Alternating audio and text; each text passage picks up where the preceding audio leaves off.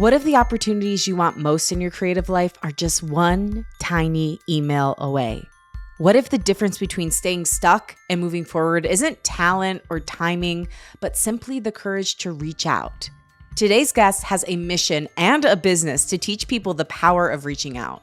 She will teach you the exact formula she uses to build connection and ask for what she wants, and why it might just make your wildest dreams come true.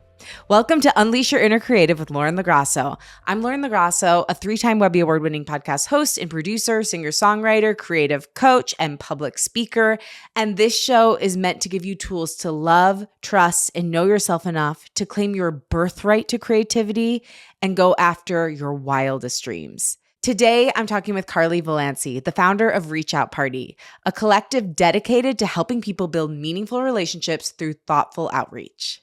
So many of us hold ourselves back from connections that could change our creative lives. We worry about being annoying. We worry about bothering people, about asking for too much, or not being ready yet.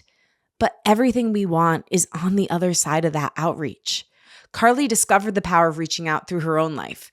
She did a 100-day challenge where every day she reached out to a new person. And at the end of that 100 days, her life was completely changed. And many of her dreams had either come true or were on their way to coming true. So now she teaches people how to do that. In this conversation, Carly and I talk about why reaching out feels so vulnerable, how to quiet the stories that keep us from sending the emails that we want to send, and what actually makes somebody respond once you do send your email. We also get into the deeper side of connection, rejection, confidence, creative courage, and why building real relationships is one of the most powerful tools we have as creatives. This conversation will feel like a loving push to be braver, to trust yourself a little more, and to remember that the connections you're hoping for might be much closer than you think. So let's get into it. Here she is, Carly Valancy.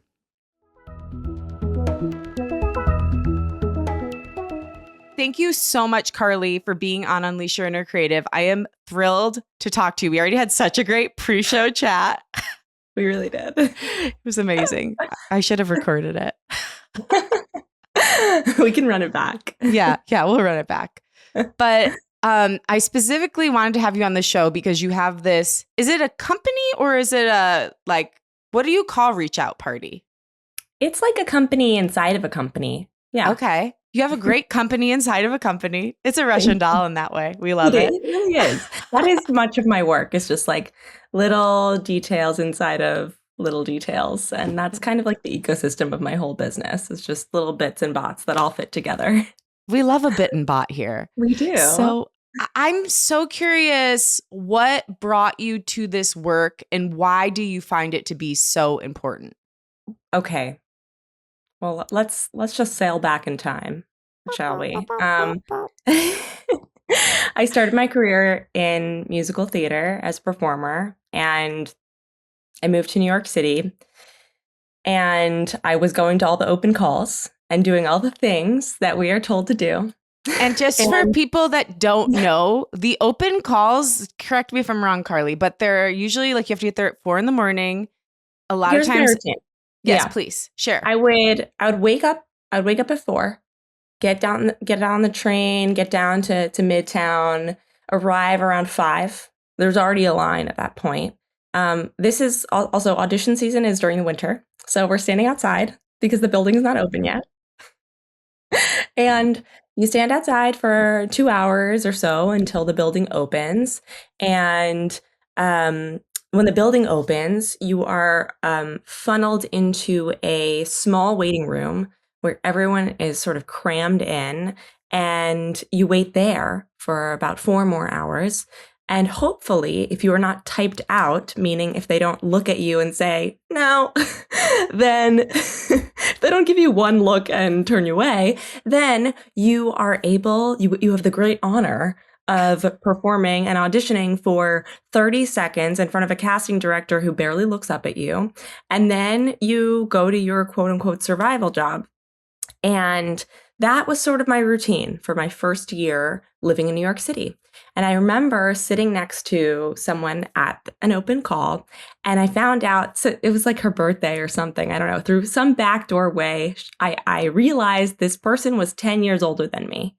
And I was sort of shocked because I could not imagine doing this routine in 10 years. I sort of thought like, oh, this is a thing that you do at the beginning of your career, and then you get your big break, and then you're done doing this shit. And I sort of had this like massive aha moment that I was like, if I want to get where I want to go, I cannot be doing this. Like, I can't be doing this routine. And I sort of think of that routine as like, this is the front door. This is the place that everyone is told to go to get the thing that we all want to get. This is like the LinkedIn easy apply of, audition. Like, this is what it is. And yet at the same time, I kept hearing people saying things like, well, life is about who and like, as if it's like an excuse of, people only got opportunities because they know someone. Mm-hmm. And kind of around that time, I ended up, I read this book called Reach Out by Molly Beck. And I decided to take this very simple idea of reaching out very seriously, challenge myself to reach out to one person every day for 100 days. And it completely changed my life. And I'm like it's like the most amazing thing I've ever done. And I think that the best thing to come out of it, aside from the insane outcomes of finding an agent, booking a national tour, getting to actually perform on Broadway, like all of these dreams and goals that felt so far away, all of a sudden were like happening. Things were moving, things were happening. And I think more than anything, though, I developed this belief in myself that I actually can make things happen, and that my big break or whatever is not some serendipitous thing that is just going to fall on my head at the right moment. Like the things that are out there, I feel like there's that quote that's like, what's right for me is, no, I'm going to butcher it. What's right for me will never miss me. Wait, that's actually a good one. I'm thinking of the one that's kind of like just where you're just like waiting for something to happen to you.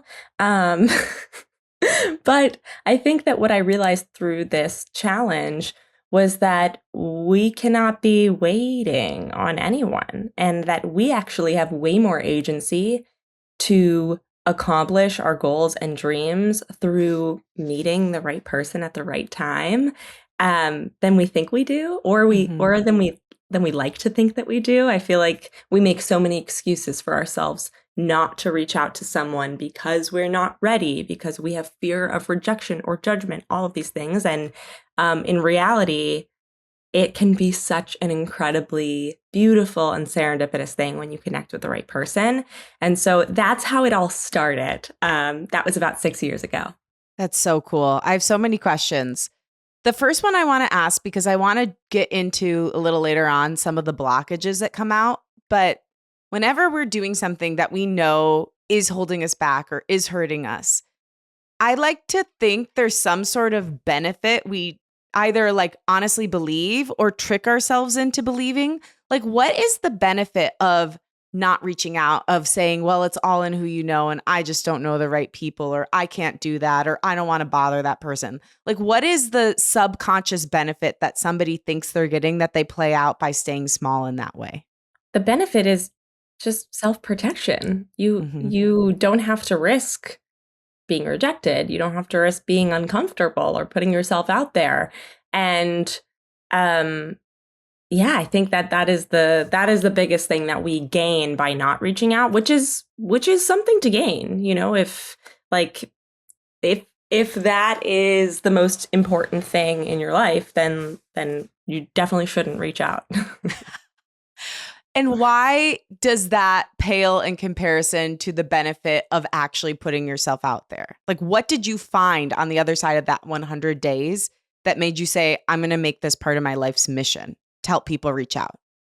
I feel like I had so many misconceptions about people receiving my emails or DMs. Mm-hmm. I thought, we play out so many scenarios of how something is going to go. And I think as human beings, we want to control as much as we can these scenarios, especially when we're like putting ourselves out there, putting ourselves on the line.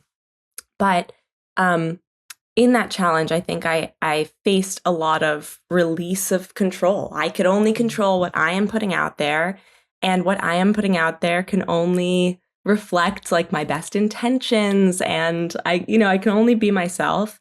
And I think I just like released a lot of the chokehold of a fear of like people's judgment and rejection. And I actually think the thing I learned most is that rejection is kind of a beautiful thing. And the more we get rejected, the more it teaches us about what we actually want and how to better ask for it. And I mean, it's like the best constructive criticism that you can get.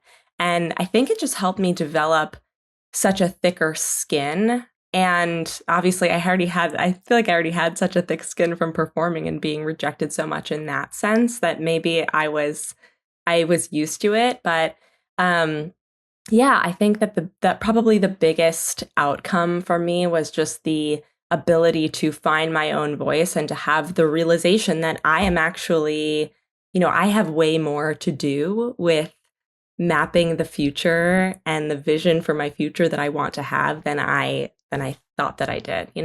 And how did it change your relationship with yourself, showing up for yourself in that way? Because one thing I always say on the podcast is like, you have no control of what the world's going to do. The world could reject you a million times, but we cannot be the ones saying no to ourselves. We do not shut the door on ourselves. What did you, opening up doors for yourself 100 days in a row, do for your relationship with yourself and your own self-trust? I mean, everything. I think it gave me such greater confidence in my own voice and in what I want and how to communicate it. Reaching out obviously comes with like a fair amount of writing. So I think I became such a better writer. And now I actually consider myself a writer. And it's such an important part of my identity as an artist. But before I was not a writer at all. But I think in doing this practice, I became really great at writing and built my confidence in finding my voice in that way. But I think, yeah, it did everything for my self-trust. And I think even the like unrelated to how people responded, even showing up, the discipline of it, like to do a task like this on days when I did not want to do it, which was pretty much every single day, was very challenging. And I think it built this muscle though of discipline that I lean on now as I grow my business. It's like it really stems from that idea of like just showing up to do the thing you don't want to do. I think that's so profound and something that I really want to point out, because I don't know about you, but I can still have this tendency to like wait for things to feel good. Like I keep waiting for like setting a boundary to feel good, or I keep waiting for reaching out to someone to feel good. And it's like, it's okay if it still feels bad, as long as you're showing up for yourself and doing it and realizing that the thing isn't bad. Like you're just feeling bad because of whatever baggage you may have around it, or you're tired or whatever. But it's so important to point out that like we avoid what feels bad or what feels uncomfortable, but going toward it is what actually gets you the things that you keep saying you want. Mm-hmm. Yeah, there's that's another quote I'm going to butcher, but that quote about like being in the arena. Oh yes, The Man in the Arena by Theodore Roosevelt. Yes, I feel like that is exactly what that challenge did for me, and continues to as as it has progressed in different seasons of my life. And of course, it was, as I look back, I'm like, oh, it was so easy to do that when I had like no responsibility and like no, now I have a toddler now, and I'm growing this business, and I have a very full, busy life. I have a career. I have a network now. And how do you fit in this practice of reaching out to new people and networking when you already feel so full and so overstimulated? And like that's something that I'm very much working on figuring out right now, which has been such a cool process. I'm actually doing the challenge again. Today's day 69. Hey. Hey. Yeah. Same. So hot. Yeah, wait, I want to ask about 100 because I think that that's really interesting. I have a friend, her name is Dolma. She's amazing. And she created 100 days challenge for herself, posting every single day on TikTok. And by the end of it, she had gone viral and like created her niche and like had 100,000 followers. So I feel like there's something to that specific number. Why did you choose that number? And do you think there's something to the number 100? It's so funny. I just recorded a Substack live with someone who did also similarly. She does this thing called 100 Days of Connection. So she doesn't do it all consecutively in a row, but like she makes 100 connections and like tracks them and does this thing. But we were talking about the same thing, which is like, why 100? And I think it's sort of like it is challenging enough where you feel like, oh shit, I'm being held accountable to do something that is putting me wildly outside of my comfort zone. But it's not so insane that like you can't see the light at the end of the tunnel. It feels like, and just objectively, like it's a cool number. It's like 100 is it feels like such an accomplishment, but realistically, 100 days of posting on TikTok or reaching out. And I did 100 weekdays because I took the weekends and major holidays off. But by work-life balance. But like realistically, that's about 4 months. You know, it's not like it's not forever. You can see the light at the end of the tunnel, but it's still like it's impressive and it's cool. Yeah. And honestly, 100 sounds so much more impressive than 85 or Yeah, 90, even totally. though it's only Totally. 10 away or 15 away. So there Yeah. is something to that. I love that you give the caveat about weekends too, because that instantly makes it feel lighter to me. Just knowing like I can take 2 days off and rest my brain. Um, so that's really cool. I want to go from, okay, first of all, like, hello, she was on Broadway. Can you just tell me that? Because I have to satisfy my own curiosity. How did that piece happen from these reach outs? Oh my God. Coolest story ever. Okay. I was on the subway and there was a woman who was carrying the same book that I was carrying, and it was Andrew Lloyd Webber's memoir. And if for the theater nerds out there that know, this is like a gigantic, very nerdy book to be carrying. And so we kind of made eyes at each other. And at the end of her, she got off at her stop and she gave me her card and she said, you have great taste in books. We should connect. And I looked down at her card, and this was like such a great New York moment. I looked down at her card. She's the executive director of Lincoln Center. And I went home, instantly frozen in fear. I could never reach out to this person. Who do I think I am to reach out to the executive director of Lincoln Center? Absolutely not. I waited 3 months to reach out to her. I just put her card in like my desk drawer. And it was just one of those things. I was like, oh, I should reach out to her. I should reach out to her. Months went by. And I'm cleaning out my desk drawer and I'm like, I cannot throw this card away until I send this woman an email. But the longer it went on, the more stupid it felt to send her this email. All of the self-sabotage. She probably won't even remember you. This is so pointless. She's going to reject you, all these things. And then I was kind of like, you know what? I'm in the same position that I'm in now if I don't send this email. Like I'm already rejected. Like we are not connected. So I send the email, she doesn't respond. It's the same thing, right? So I sent her this email. She responded like within a couple of days. So nice. Was like, for sure, let's meet up and have coffee. And she hired me. I ended up working for her. She hired me like on the spot. And she kind of opened the door. She's like one of those, I always talk about like the door openers in your life. Like she's one of those people that just like opened so many doors for me. And it's incredible to be able to track all of these like wild experiences that I've had. I mean, I met Carol Burnett through her, like all of these crazy experiences due to like one single email. And sometimes it is just like that, it's like that one person that leads to the next and the next and the next. And I think that was such a great example of proving to me that like, oh, this is very worth it. Like this practice is just so worth doing. And when you reached out to her initially, did you ask her for anything or just to say like, hey, we have this really cool connection on the subway. Let's get coffee. What did you say?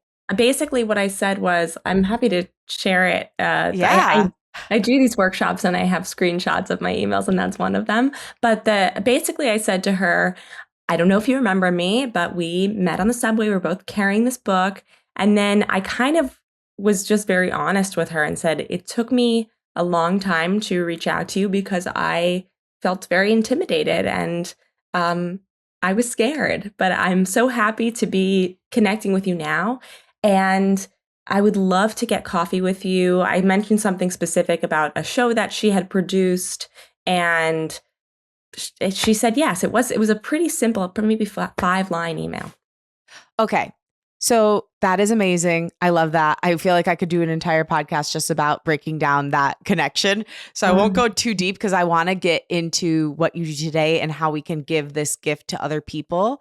But wow, what a beautiful life you've already led. And there's so much more. I'm so excited for you. Thank you. um, so how do we go from you're reaching out, you're doing this 100-day challenge, you're working for the executive director of Lincoln Center, and then you got on Broadway. Were you in like, what kind of a part were you? I did like a show with like a bunch of other singers. It was kind of like a cabaret. It was at Lincoln Center though, which was insane. Yeah. Okay, Yeah. so you're singing on Broadway.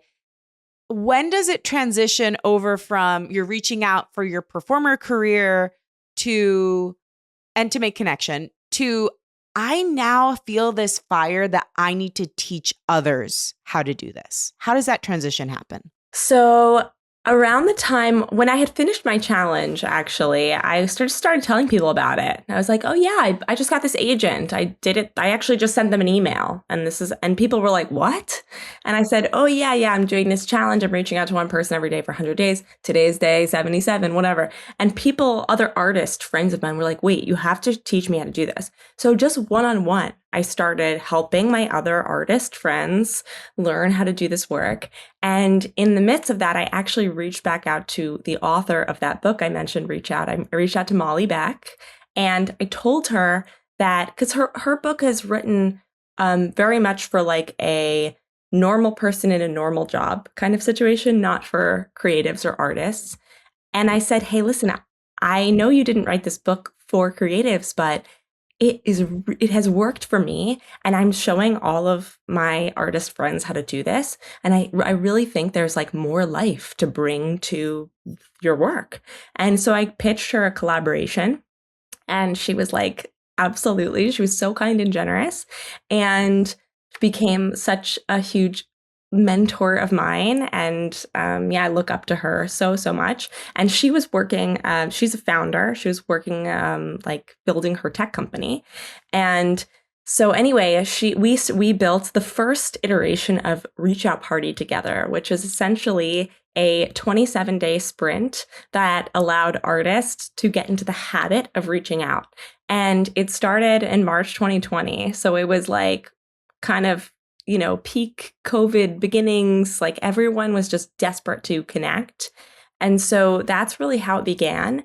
And then through Molly, another like huge door opener in my life, she was basically like, you would be really great working in tech. And so I started exploring that, and it was COVID, so theater was shut down. And through reaching out, found my first opportunity working at a startup. Did that for many years, and yeah, so that's sort of how I transitioned over. And I just never went back to theater because I found, and we were talking a little bit about this like before we hit record, but just like I found that there were so many other ways to be an artist and to express my creativity and to find way more security financially and freedom by not, sort of being tied to the theater industry. And so I stayed. Yeah. So beautiful. It's so hard. And I want to point out, like, I still love the craft of acting so much. And randomly, and this probably will happen to you too. Like, I just got an opportunity to have an agent like out of nowhere. I was going to her for my podcast and like hosting stuff. And she's like, do you act? And I was like, well, actually, yes. So, and she signed me and like is submitting me commercially, which is so cool, but it doesn't have the charge it did when I was in my 20s and like felt like it was life or death. Yeah. And I just think some people can walk into an audition room and be breezy. I was never one of those people. It always felt so intense to me.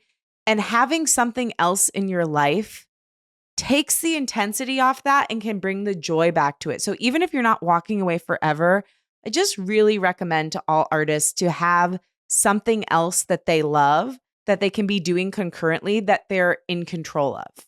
Absolutely. Yeah. I mean, I think if I hadn't found writing as a true like creative outlet, I think that I would have potentially gone back to singing or acting in some form. But I totally agree. I think like having the ability to have something that's like makes it lighter is so important. That Mhm. brings back the joy we felt when we were kids, you know? We've really covered why reaching out to people is so important. Like, Yeah, if we you have. can't see from Carly's story, You like, can't see that. Stop this podcast right now. yeah, honestly, like it's clear that you have everything you're currently enjoying career-wise because you have put in the work to create connection, to create opportunity. Totally. I want to go back to the fear though, because I know that most people that listen to the show are deeply sensitive, empathetic, Hmm. always worried that they're going to hurt someone or overreach. And how do you recommend to artists or any sensitive people out there or like people who, you know, have like a worth wound in this area on how to get over that fear of reaching out? First of all, I think it is so there's a reason why so many creative, um, introverted, empathetic people do not network and do not reach out. It's because the rules of how we're supposed to do that are not made for us, you know? Mhm. And so it's the the obvious path is to say, okay, well, that's not for me. And I think it's very much like a cultural thing. Like people like us do things like this, and people like us do not do things like send cold emails. No. We do not do things like go to networking events. Like that's not for us. And I think the first thing to realize is that like the empathetic, afraid, insecure part of you is actually the thing that makes you so uniquely qualified to make incredible connections, period, but incredible connections that can open up doors that you could never imagine. Um, and it is by just like addressing that and being way more honest and real in our communication, which is going to take away all of the like ickiness and the transactional feeling. But I think like the fear, it will always be there. And in some ways, it's like a reminder that we're alive, you know? Like in some ways, the fear of reaching out is it really it reminds me in a lot of ways of like those 15 seconds right before you go on stage where you have that like, you know, that moment where you're a little bit afraid, but you're gonna do it anyway. And then you get out there and you're having the time of your life. And I think that translates very very well to like the feeling of reaching out to someone, especially that is like quote unquote above you on this like hierarchy or whatever, someone Mm. that you feel like you have no business connecting with, right? I think it's like, yeah, of course you're going to be afraid to reach out to that person and you should be. And that's like a good reminder that you're actually like you're doing something for yourself. You're pushing yourself outside of your comfort zone and you're not in danger. And you know, who knows, like something miraculous might actually happen. So, um, yeah. I love that. No, I think that a big takeaway from this entire conversation is we need to stop thinking that if we feel something uncomfortable, it's wrong. Yeah. Discomfort is a show that you're alive and you're taking risks, and avoiding it just keeps you small. But if we can go through it, I mean, I have an example. Like, I had to make a phone call I was dreading and so scared of the other day. And I had to like tell someone that I was working with something big. And I was so nervous about it. And then on the other end of it, it went so great, like better than I could have imagined. They really saw me, they gassed me up, they like offered to help. And we connected in this deep way. But if I hadn't had the guts to call them and have that conversation, I never would have had the feeling of elation on the other end of like, wow, I did something hard and it went better than I could have imagined. Yeah, it's oftentimes I feel this like very cathartic experience of, you kind of go the life cycle of sending an email, right? It's like, or a DM or whatever it is. But like you kind of have you have this first impulse where you're like, oh, I should reach out to them. Like you have this like good idea. You're like, that's a good idea. I'm going to do that. And then you are kind of like slowly talking yourself out of that good idea. You're like, no. They're going to hate me. I'm going to be rejected. Like, I actually don't even have time for that. Like you kind of talk yourself out of this good idea that you had. And then there's this pivotal moment where we just make a decision. I'm going to do it or I'm not going to do it. And most of the time we kind of waver in this middle zone where we just like think about it for too long, and then it becomes irrelevant, right? And then we don't do it. But when you decide to do it, then you sit down, you're looking at a blank page, you're still like talking yourself out of it. There's so much fear. And then once you actually get going, there's something so like beautiful and cathartic about like actually doing the thing you said you were going to do, first of all. And then like writing, I think there's also an art to like writing a really good email, something thoughtful, something that feels generative and generous to share. We can go through like the frameworks for sending a great email too, but like the ability to like send something you're proud of, hit send, there's like dopamine rush, even though nothing has happened, like you just sent the email, but that oftentimes is enough. And like beautiful things and outcomes will happen. Like I promise you that. But there's something like really moving and beautiful about just like doing the thing you said you're going to do. So moving. I mean, it builds self-trust. It makes you remember, hey, I'm the person I want to be, that I claim that I am. Like I am a person who I can count on. I think about that a lot. Like if you had a partner or a friend who constantly was saying, hey, I'm going to do something or I want to do something, but then never did it, eventually you would feel like, I can't trust this person. I can't count on this person. But a lot of times we do that to ourselves. And so, of course, the self-trust is lacking because we're not showing up for ourselves in the way we say we want to. So it's such a self-trust builder to show up for yourself in this way. Totally. So I want to do that now. Like I think that a big fear a lot of sensitive people, a lot of empathetic people have is like, they don't want to appear like they're using someone. They don't want to seem transactional. How do you reach out in a way that is authentic, that is true to your voice, and that is loving, honestly? Yeah. Okay. So there are 4 pillars to, as I like to call it, the unignorable email. And this is sort of like a framework that I use that essentially, if I can include 3 of the 4 pillars of this unignorable email framework, I will feel really good about sending it. And it's sort of like my litmus test for like, is this something that I feel like reflects me? Before we get into that, it's really important to choose an intention.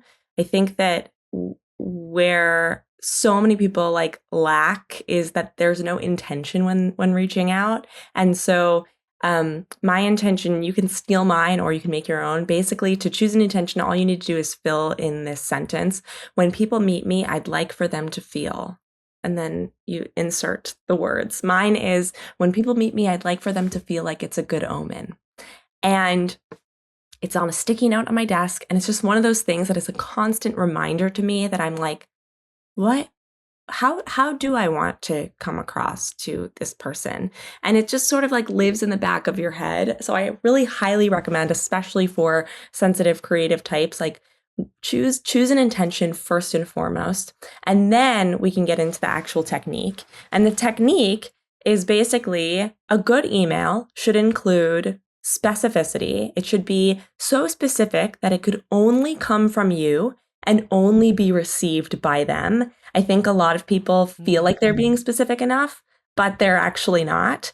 And so I have a bunch of like great examples of this on my Substack, so we can share like links and stuff. But for example, if you're reaching out to an artist or a writer you love, instead of saying like, I love, I'm a fan, like I love your writing, tell them like which specific line on which specific page moved you and what impact did it have on you. Like, be so specific that it could only come from you and only be received by them. The second is generous. I think this is a really great way to get out of the like transactional kind of thing, which is to show up in service of other people's work ahead of your own. And so even if you are asking for something, it's easy to do this by just sharing a super specific compliment about something you've noticed about someone's work, or sending a resource that you think that they would really love or their audience would really love. That's a gift. That's very generous. The third is honest. This is my favorite because I think it is the antidote of like, oh, people like me don't do things like this. And honesty is just like addressing how you actually feel. I mean, a great example is like that email I sent to the Lincoln Center executive director. It's like, I was very honest and just saying, I was afraid to reach out to you because I was intimidated. And that's why I waited so long. And it was, I think, like when you're reaching out to someone who is out of your league, let's say, or who you feel is out of your league, that can be very disarming. You know, a lot of people don't do that. We are taught to be so performative in our communication, especially professional communication. We're taught to be sort of buttoned up and competent. And I think it is like the best hack to just like strip that shit away and be super honest. And that could mean being honest about how you feel, sending it. It could also mean being honest about the things that you don't know yet, or the things that you're struggling with, the things that you're learning. So that's a really great way to like tap into the sensitive side of yourself too. And then the fourth key is relevant. Whenever you can, you want to send someone a message that is relevant to the work that they are currently doing. So thinking about how can you actually provide value to what someone is currently working on, if you have visibility into that. And so even if that relevancy can be like providing them an opportunity to do something, but it can also be like feedback on, I as an example, I reached out to the founder of this product that I love. And I just gave her some feedback on like, here's 2 things I'm loving, and here's 1 thing that I think could be improved. And that's relevant. That's very relevant to her. And so you want to include 3 of the 4 of those in every email you send. And do you also include an ask, or are you just creating the connection on this first email?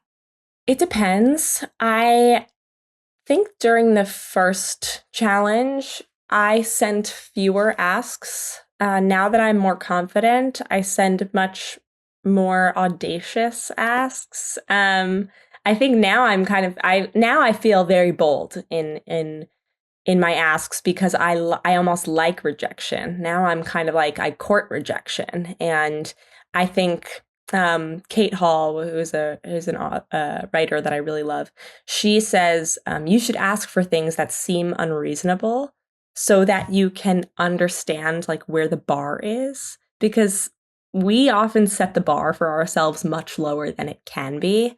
A reach out that I sent recently got me the opportunity to speak at Harvard. And that is something that is way above the bar I would have set for myself. That feels like, oh my God, I can't believe the version of me 1 year ago would not believe that I did that. That's crazy. So now I ask much more. But I think just if you're just getting yourself in the habit of doing this, and in the discipline of doing it, you don't need to ask for a thing. You don't have to have anything to ask for to reach out to people. But if you were going to include an ask, like where, and I'm not saying that all of these things have to go in order, but where would you put it? Would you put it between the specificity and the generosity? Like, where does the ask go? The ask usually goes, usually goes like after something specific. You wouldn't ask for especially if you're reaching out cold. Like if you're reaching out to someone who doesn't know you, it would be strange to ask for something without sharing any kind of detail. So I try and let's say I'm sending a message to someone that I want to collaborate on something with. Maybe I would include some specificity and some generosity about like, oh, this is something specific about me and why I love your work. And here's why I think we would have like such a great collaboration. And then I would say I would include a very clear ask. When you're asking, you want to be as clear as possible. And when you're reading it back, like you want to identify the opportunity for this person to respond with a yes or a no. Sometimes I feel like we ask in a way that's kind of loose because we are afraid of rejection, where it's like, if you have time, I'd love to connect. Like, what does that actually mean? Are you asking for a call? Are you asking to meet up with someone in person? And so yeah, like being super clear about that ask. But obviously, I mean, we could talk about a specific example, but yeah, I think that would be really helpful for people. I also love that you're pointing out, because I get a lot of pitches either for the podcast or for any number of things. And there are times when I literally will have to like look at the email and be like, I don't know what they're asking. And then I will write back like, hey, thank you so much for reaching out. I'm not exactly sure what you're asking. Like, could you clarify? Sometimes I do that. Often I just pass the email by because like I don't have time. But being specific about your ask, it's not rude. It's actually kind. It's very kind. It's very, very kind. Yes. Yes. But I would love if you do have an example and we could like, especially something that has an ask in it. I think that would be so helpful for people.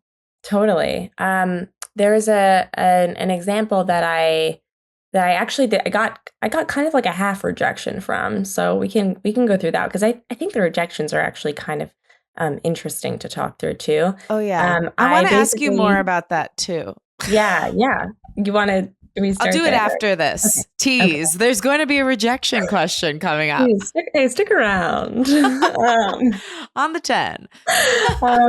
Yeah. So basically I reached out to, so I booked this is a recent one. I booked this Harvard opportunity, and I was like, I gotta like send someone else, like I gotta ask for something else and use this as like leverage because it's so cool. So basically I reached out to another very prestigious school, and I was essentially like, I've been doing these workshops with MBA programs, and I would love to teach a workshop to your students. I'm actually going to Harvard this spring, and so like, I'd love to do the same at your school. But the ask, even looking back at it, I'm like, well, that wasn't actually like super clear. I could have given more details. What exactly do I do? How do I charge? Like all those things.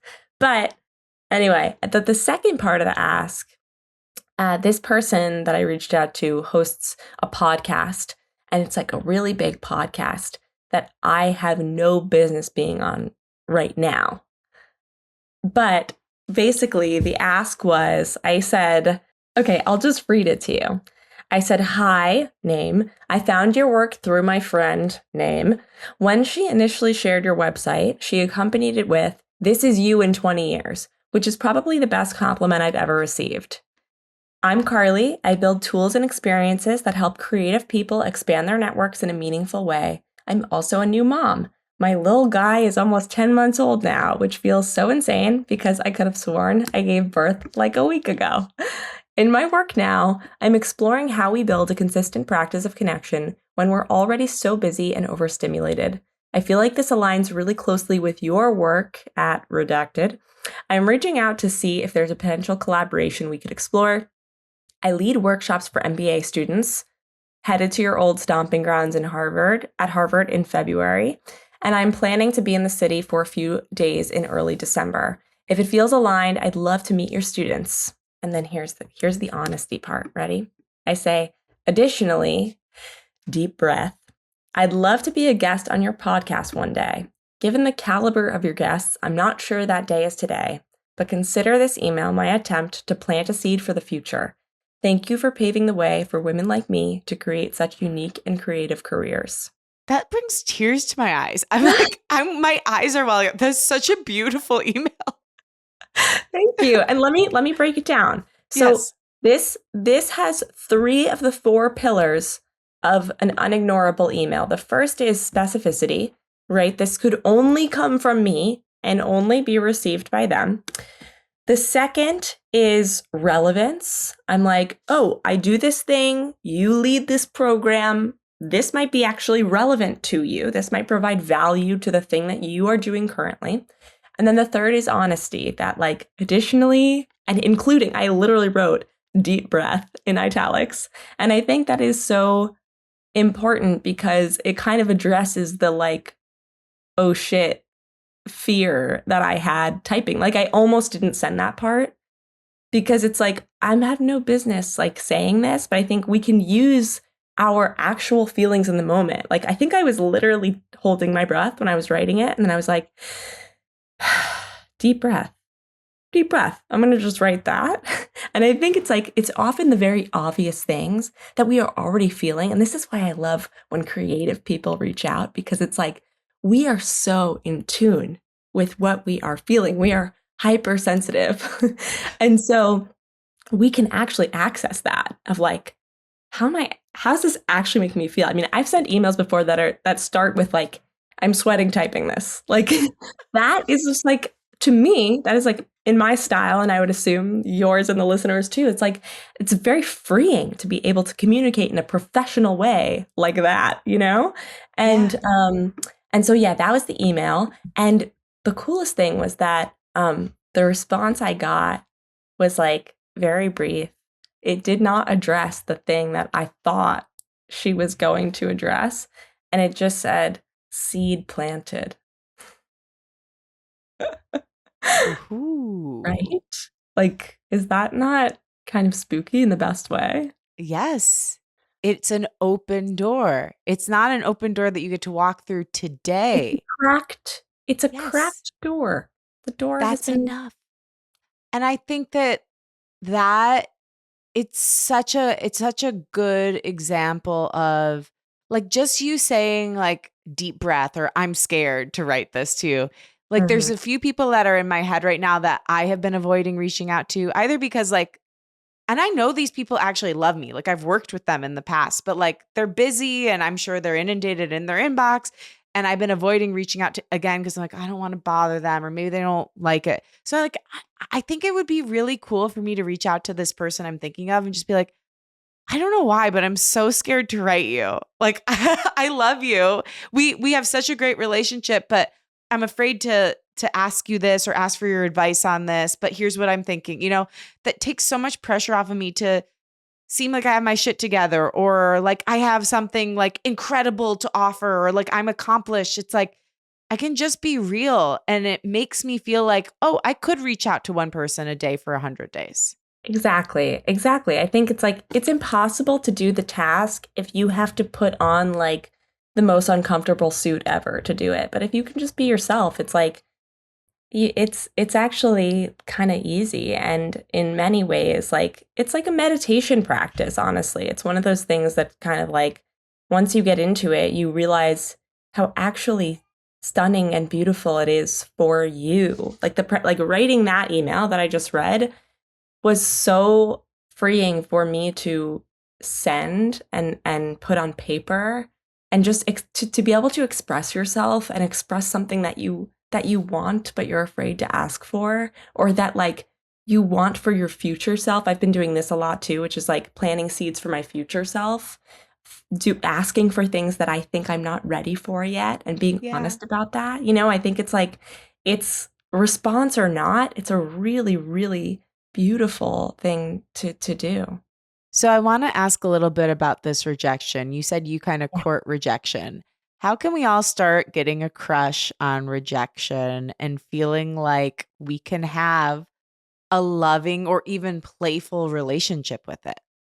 Rejection is beautiful because it's another open door. Maybe it's a cracked door in a different way, but what I have learned after doing, I used to hate rejection. But I always used to think of it as like, well, it's part of the process. I gotta deal with rejection.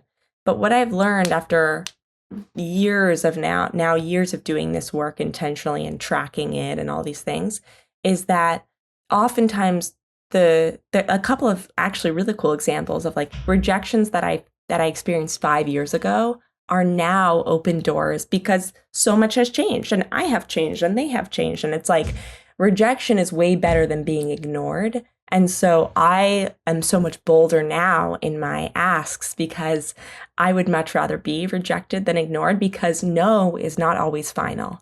And so much can happen in even a year or two or three. And it's like, I think like that what this process has taught me is like life is, first of all, life is short and we cannot wait for opportunities to find us and for people to find us. We need to be um, way more we need to have way more agency in doing that ourselves. And then second of all, life is long. Life is long and relationships are long and things take time. And what is so exciting to me about paying attention to creating these relationships and to courting rejection is that especially as AI starts to become more and more integrated into our lives, it's like it's actually going to be our relationships and our soft skills that carry us through like into the future. So I love rejection for that reason because I think life is short and also life is long. Yes, it's all about the dichotomies. And it's so true. Like I get a lot of like AI slop pitches for my podcast or pitches or for podcasts that I produce and you can instantly tell and it just makes you go dead inside. Like write it yourself. AI could never do what Carly just did in that email. Never, never. And Yeah. even some of the emails that I receive now, I got a really great one today. Someone watched a workshop that I did, like a recording of a workshop that I did, and she emailed me and said, "Your workshop reminded me of like this specific scene from this episode of Fleabag." And I was like, "This is the best gift. Like that is very relevant and such impeccable feedback of like something so specific and generous." And it's like it could literally she literally that's all she sent. She was like, "I loved your workshop. This part like really reminded me of this specific scene in season 2 of Fleabag, and I just want to say thank you for it, like for creating this work and whatever." And it was I was like, this is the perfect, it doesn't have to be so complicated. It's like you could just tell someone that like they remind you of something that's special to you. That's Oh, it. You know, I it's like, love that's that. cool. What is there any other like I'm not going to say final words because you have so many different insights to offer, but like any other insights or offerings you think are important to discuss when thinking about reaching out that you think would be good for my listeners to hear?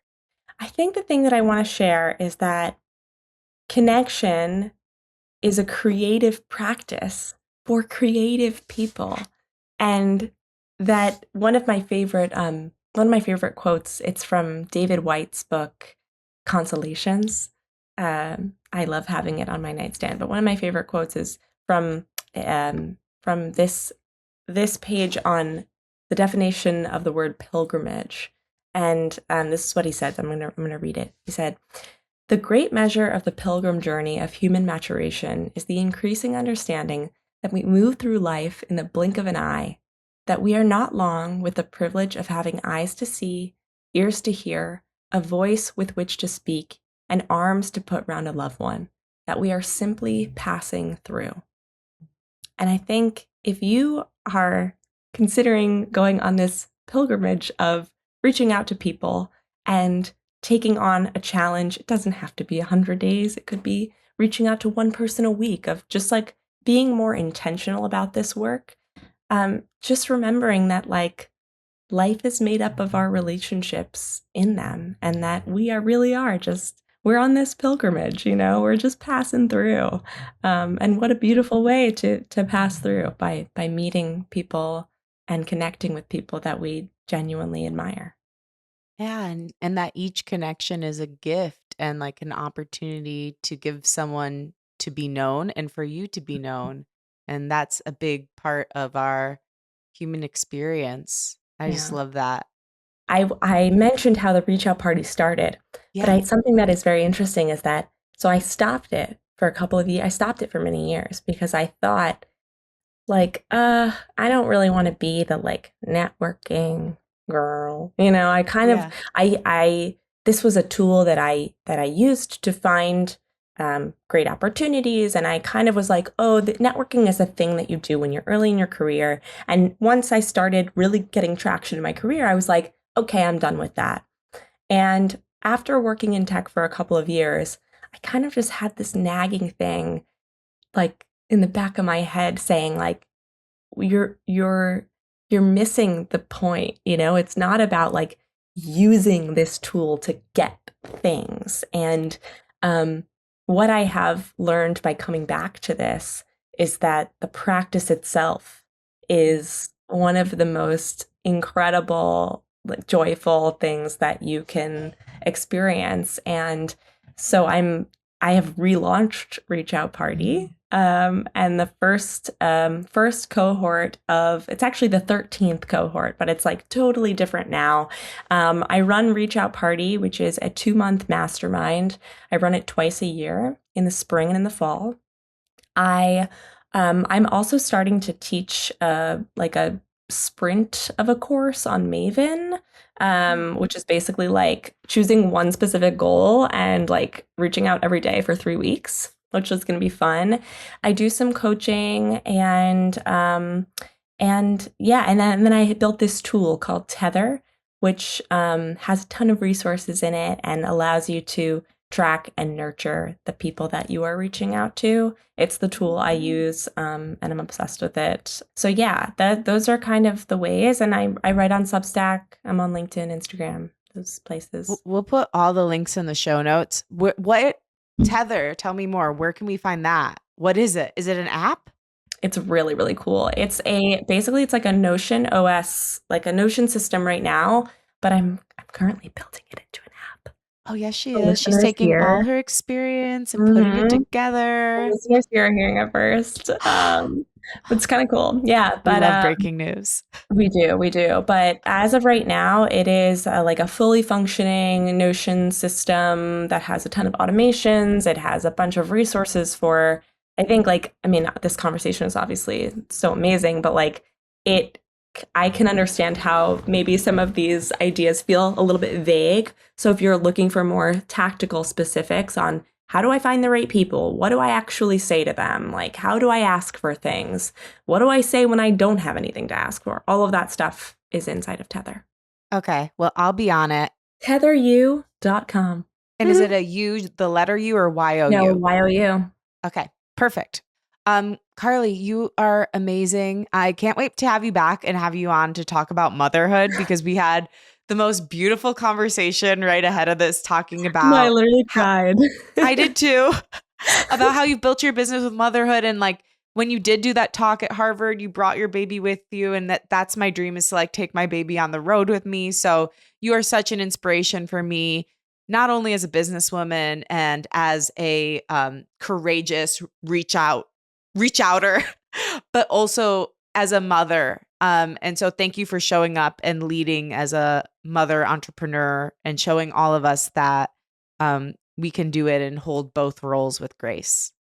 Thank you. Thank you. I really feel that. I mean, I was saying before, but I started building this business 2 months postpartum, and it has like becoming a mother has given me more motivation and confidence to do the work that I really want to do than ever. Like I thought that I would lose so much of myself when I became a mother, and I found so much of myself, and it's really beautiful. Correct. This story needs to be told because the story of like you lose yourself, you go down this hole, that is so loud.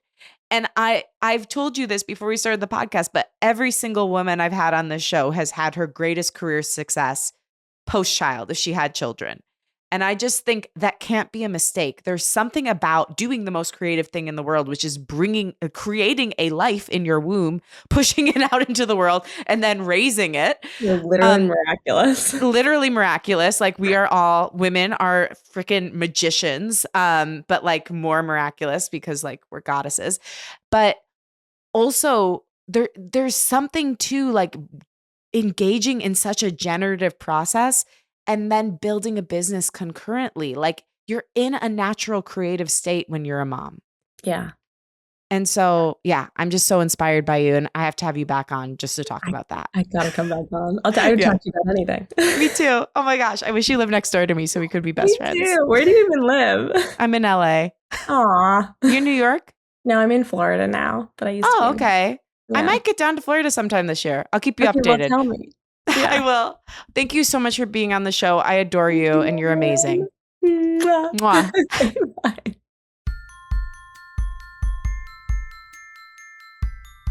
There you have it, my conversation with the amazing Carly Valancy. One of the things I love most about Carly's work is that it reminds us that so many of the opportunities we're dreaming about in our lives live on the other side of something very simple: connection and being willing to either reach out to those connections or create those connections. Sometimes the bravest thing we can do as creatives isn't performing or putting out an album or launching something big. It's just sending the damn email. So try today. Reach out to someone you admire. Reach out to someone you've been meaning to say hi to. Ask for something you've been dreaming of. You never know what could happen. You can find Carly in her work and Reach Out Party at reachoutparty.com and her company Tether, which is very cool and you should look into, at carlyvalancy.com/tether. Follow her on Instagram at Carly Valancy. And as always, if this episode resonated with you, I would love it if you'd share it with a fellow creative who might need it right now. And follow us on socials at Unleash Your Inner Creative and at Lauren LaGrasso. If you're listening to the episode and loving it, tag us and I will repost to share my gratitude. Unleash Your Inner Creative is hosted, executive produced, and created by me, Lauren LaGrasso. It's edited by Blondell Garcon. I love you and I believe in you. Talk with you next week.